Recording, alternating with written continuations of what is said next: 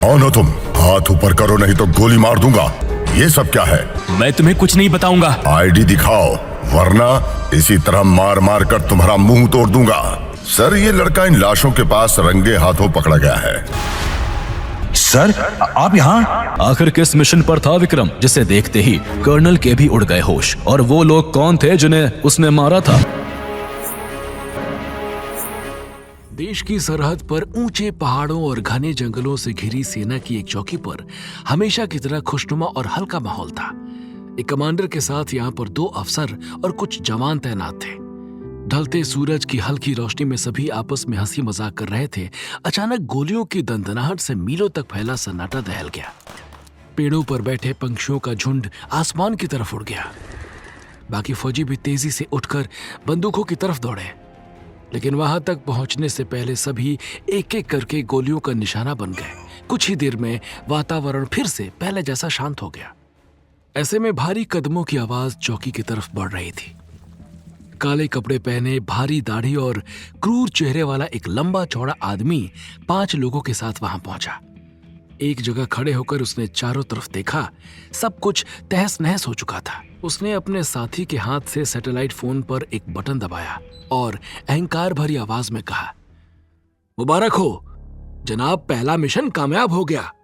उधर से जवाब सुनकर उसने ठहाके लगाते हुए कहा, उन्हें एक गोली तक चलाने का मौका नहीं दिया हमने, सब के सब पहले वार में ही खत्म। लंबे आदमी का चेहरा गुस्से से तमतमा उठा। 10वां सैनिक कहा गया? इस चौकी पर तो 10 लोग थे। ठीक से देखो, डरपोक कहीं अंदर छुपा तो नहीं बैठा। उसके साथी ने इनकार किया। सब जगह देख लिया जनाब, जिंदा या मुर्दा कोई और नहीं मिला। कुछ ही देर में पूरी चौकी आग की लपटों से घिर गई। अपने साथियों के साथ सरदार मुड़कर जंगल की तरफ चल पड़ा, लेकिन एक सवाल उसे अब तक परेशान कर रहा था। आखिर है कहां वो 10वां सैनिक? जंगल के रास्ते से घोड़ा गाड़ी पर सवार विक्रम अपनी चौकी की तरफ बढ़ रहा था। सुबह अंधेरे से ही वो राशन और जरूरत का बाकी सामान लेने अगली चौकी के लिए निकला था। पहाड़ों के ऊपर बसी उनकी चौकी तक जाने की कोई सड़क या सीधा रास्ता नहीं था। बिल्कुल बॉर्डर से लगी हुई ये जगह एक तरफ पथरीले सपाट पहाड़ों से घिरी थी और दूसरी तरफ बेहद घने जंगल से। जंगल के पेड़ इतने घने थे कि उनकी टहनियों और पत्तों से सूरज की रोशनी पूरी तरह से कट गई थी। जंगल के ज्यादातर हिस्से की जमीन पर सूरज की किरणें कभी नहीं पड़ती थी। सदियों पुराने पेड़ों के तने इतने मोटे थे कि 4-5 आदमी उनके पीछे छुपे रह सकते थे, लेकिन इस जंगल से गुजरकर सरहद पार करना बेहद मुश्किल था, बल्कि नामुमकिन था। इसलिए जंगल के किनारे बनी चौकी पर पिछले 30 सालों में कभी हमला नहीं हुआ था।